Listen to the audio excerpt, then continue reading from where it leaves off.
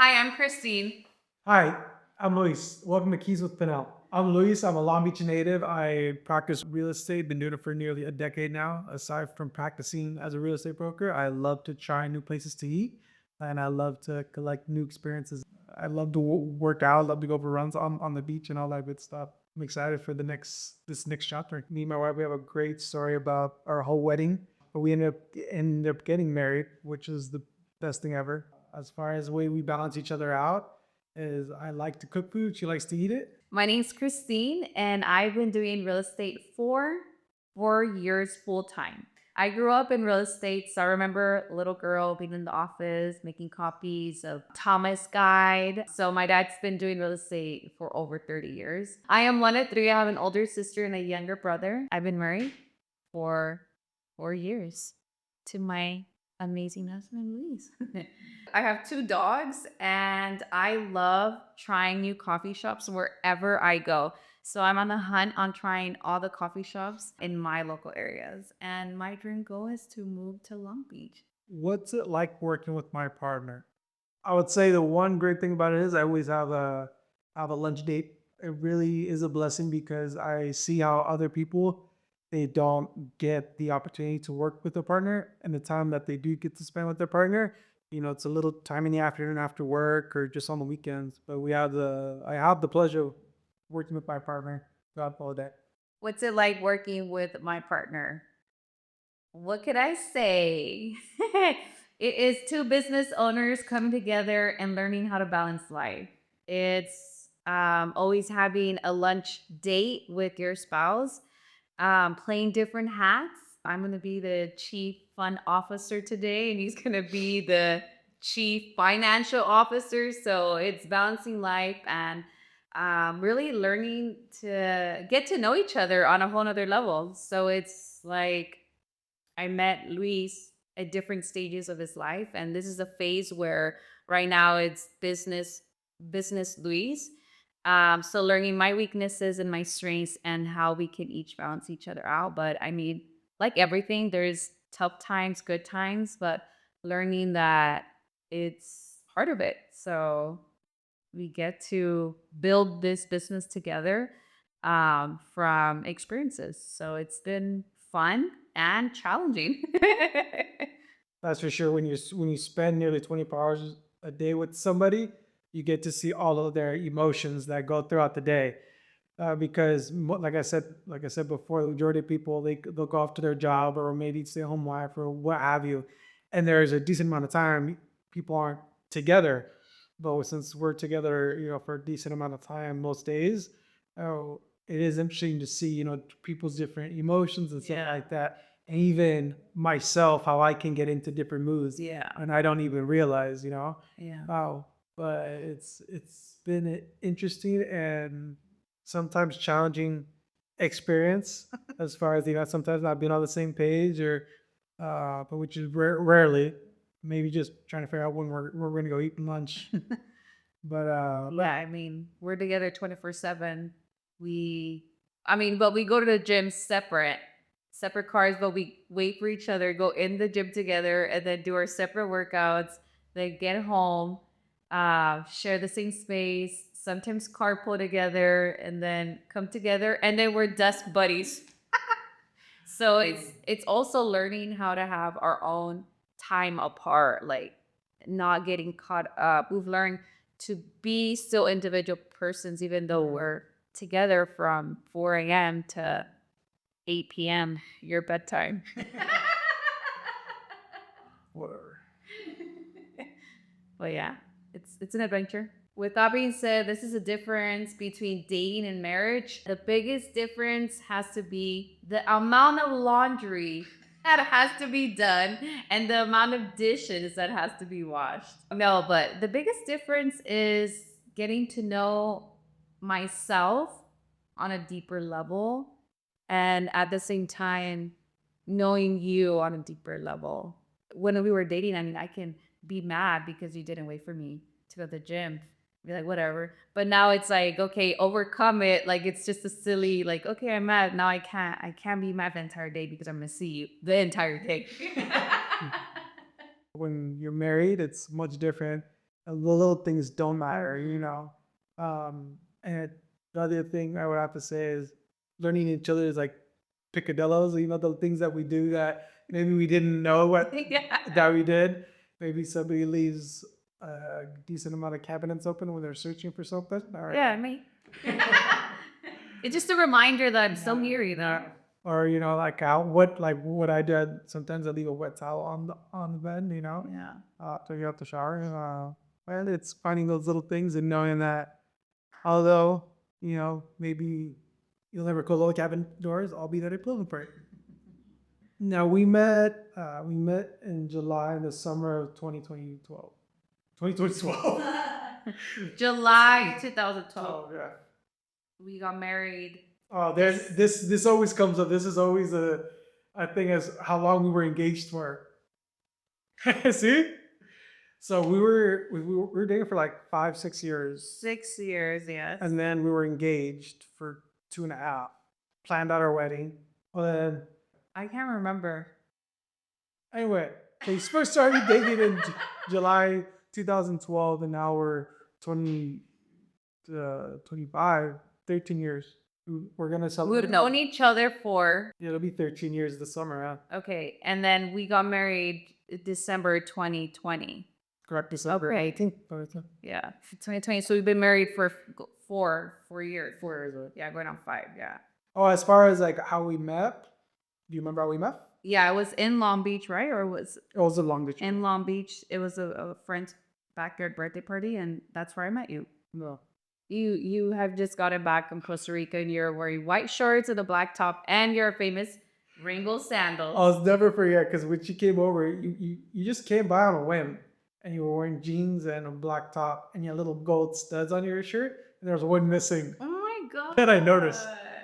And then that was the day that I had met your brother that day too. And I forced him to take shots. Yeah, and then that's where the magic started. I asked you for your number. I said, "Hey, I'm leaving. I'm not gonna see you again." So I was like, "What's your number?" I was like, "Oh, let's go on a first date." Oh my god, the OC fair is next weekend. You and me. And so I got your number, and the next weekend we went on a double date with your best friend. Like, yeah, we went to OC fair. That was our first date, and since then we go every year to celebrate our first date. Yeah, we've gone every year with the exception of 2020 because of the pandemic. Yeah. And that's where I ended up proposing to you. Yeah. Full circle. How did I get into real estate? It's a great question. It was only supposed to be temporary, actually. I graduated from Cal State Long Beach. It took me 5 years to graduate because I loved all the college experiences I was collecting. So I took the long route, but I graduated with a degree in international business, and then I didn't know exactly what I wanted to do. My dad was saying, just get your real estate license. So I graduated, got my real estate license, and then I figured, oh, okay, give it a shot. Kristyne's dad was in real estate still when I was like over 30 years now. And I thought, I'll just do this until I figure out I'll start applying for jobs and everything. And then I never got out. Yeah. So I'm going on a decade now about helping people buy and sell real estate, flipping property, doing anything and everything I can to learn to help people through this process that could be lengthy. It's been fun, especially during the pandemic. The pandemic was an interesting ride. Yeah, so going on 10 years as a real estate broker. Damn. So how did I get into real estate? I probably started real estate on mom's belly. I was calculating stuff. So my mom is the one that got my dad into real estate. So when I became of age of 18, adulting, my dad's like, get your license just in case I need help. So I had my license since had my license since I was 18. Didn't practice it until fully. So it's like 2019 I was practicing. But before then, I was making the calls, I was making copies, like uploading things for my dad. So I feel like he was training me to when I was gonna go into it full time. So that's how I started, through my dad unintentionally telling me, like, just go get it just in case. Yeah. So that's how I started. And it has been a ripple effect in my brother too, and we're all in sales now. Yeah. So my funny business story is so funny. I sold the house to my friend, and my friend said, "Hey, I'm gonna have a house where we party." I was like, "Dude, hella down! I freaking love house parties, food, and with people come through. This is my registry, and I went ham. I went to the registry, bought everything. I was so excited, and then we show up. Luis and I were always on time, and I get there, and I was like, "Hey, it seems like it's kind of lonely. Like the streets are empty. Like let's wait 30 minutes or so." And the time goes by and I'm like, "Dude, what the heck? Let's just go." I ring the doorbell. Oh, and let me just mention this. I had seen on Instagram that she had a party. I was like, "Oh, she must have had like one for her friends, one for her family. This is interesting." I opened the door and I was like, "Hey." And she's like, "Hey, I'm here for the party." And she's like, "Oh my God, I didn't text you." I was like, "What do you mean?" She's like, "We actually moved the party and it was last week." And I'm like, "Dude." I was like, I had my basket of a big gift, and Lisa and I are just standing there, like, we're just standing there in the front door. And then she's like, I'm like, "Well, here's the gift." And she's like, "Oh my God, do you want to come in? I can give you a tour." And I was like, "I sold you the house. What the heck?" Like, oh, I was like, "Oh, okay, yeah, give me a tour. I don't know how you laid out the furniture. Might be a little bit different. I don't know." Maybe you painted. Yeah. So she's giving me a tour, and like she's giving me a tour of her pantry. She's like, "Yeah, look at my snacks." And I was like, Oh, "Oh, so okay." She's like, "Do you want one?" I was like, "Sure." Yeah, give me the snacks. And then we're just sitting like in her living room, and I'm like, in my head, I was like, "This is exactly how it was laid out. There's something different." So I'm like, we're sitting there, and it's like all awkward. I'm like, "Oh, okay, well, I love what you did with the house. Okay, well, it's been great. It's been a good time. I have to go. I have another appointment to go." So I walk out and I'm like, "Dude, now I have like PTSD. Every time I get invited somewhere, I'm like double checking the date. I'm like right location, right time." And yeah, like she had a party and didn't invite me. Well, she did invite me, but she forgot to tell me the right date. It was more of like emotional trauma. then how would that all make you feel? Yeah. Uh, Oh, I'm not valued. Yeah, thank you. let's say I haven't had anything like that happen to me. I haven't had any funny client stories really like that. I was putting up open house signs one time and I rolled my ankle putting up open house signs and in front of a bunch of cars. That was pretty funny. Then Like you fell? yeah, my ankle was all swollen. No, I didn't fall. I almost fell. What saved me was my open house signs. They're made out of metal, so they caught me. But I rolled my ankle. My ankle's all swollen. Oh, actually, no. I did almost get beat up. That is right. Putting up open house signs. Wow. It's I was doing an open house on an investor flip in a neighborhood. That was a gentrifying neighborhood, and I always say I'm light complected. So they felt like I was infringing on their territory. So I was putting up open house signs and they were just, yelling some stuff at me while I was on the corner. And the funny thing is, I didn't go pick up those open house signs at my open house. I left those open house signs and I didn't go back. That was when I first started. You're like, "Oh, hey, it's your friendly realtor here." No, I did not go back. Well, I actually know I walked in on squatters on a house that was supposed to be vacant. Was it funny? Yeah, I mean, it was funny because I was like, "Oh, somebody's here." So I was showing a family a house. I had a house flood on me one time. That actually just happened. Now I'm just releasing traumatic stories at this point. How can I support you? As far as either buy or selling real estate or managing it for that matter. Is although I am a Long Beach native, the real estate sales process is the same everywhere you go.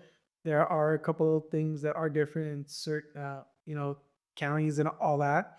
But me myself, I've just sold a decent amount in Long Beach, but I've gone as far as Lancaster, Palmdale. I've sold all the way on Riverside. I've sold land I never even saw out in Joshua Tree. Sold a couple acres out there during the pandemic. As far as the sales process, I've nailed it down with nearly a decade of experience.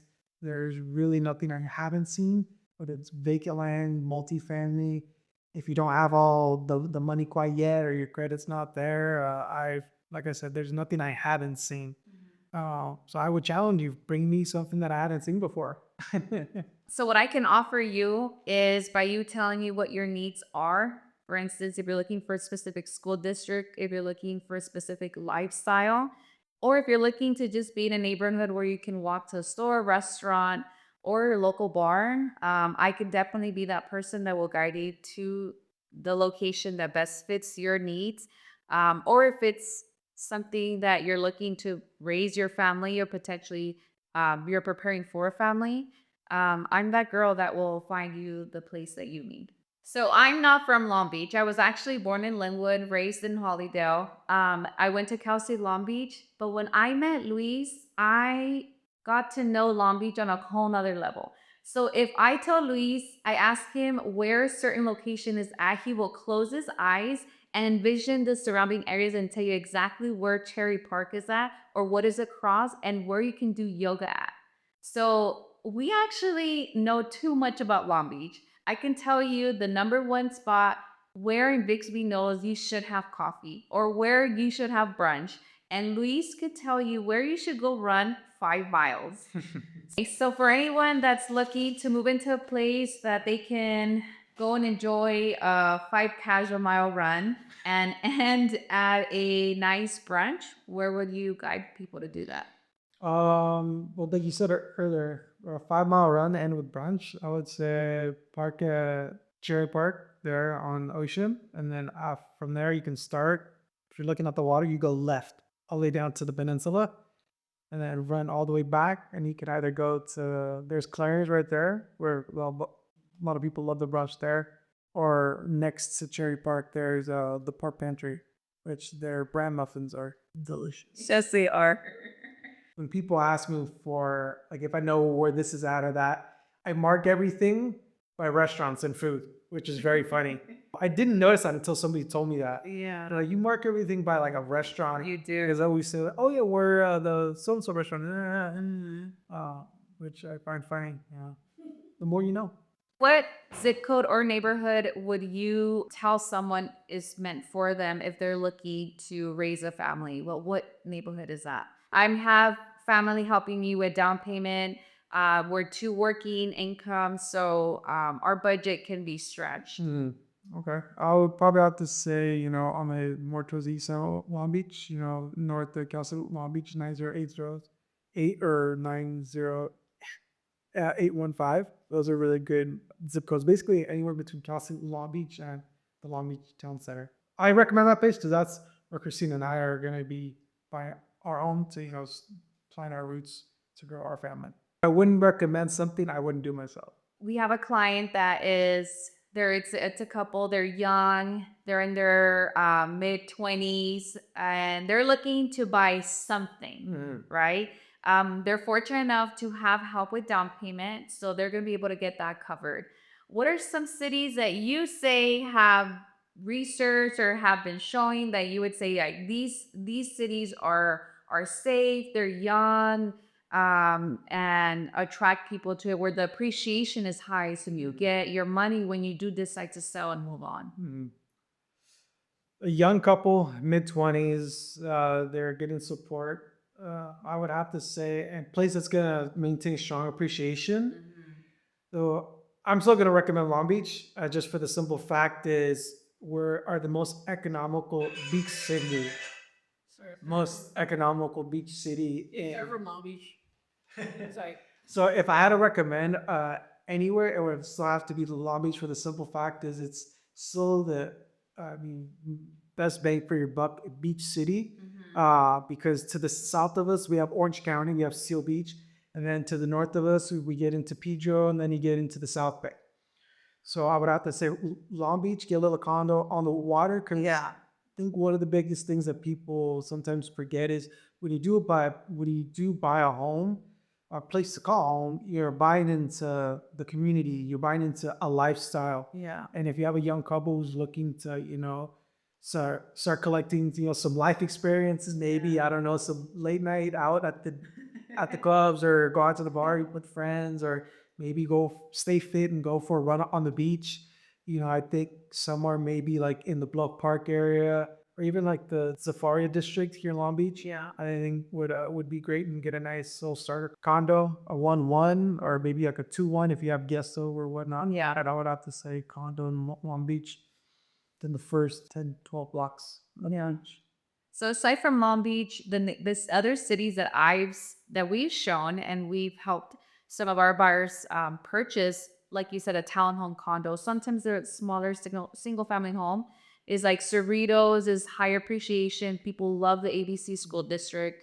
The city of Lakewood because it's borderline kind of Long Beach. If you hit that nice area, um, Norwalk is a great starting city. Yeah. There aren't too many homes that go for sale there in those like nice condo areas. Oh, Norwalk has a lot of turnover for the simple fact, just like you said, it's a lot of first time home buyer hire.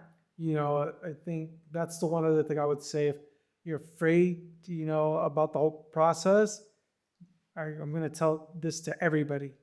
Your first home is not your dream home. No. 99% of the time, I know a lot of people like nowadays you go see a house like we've lived here for 80 years. Yeah. On average nowadays people live in their home maybe 7 to 11 years, somewhere around there. Yeah. So that first home will serve its needs and eventually family will grow. You'll Kids outgrow the space. Yep. Yeah. And then you'll move on to something else.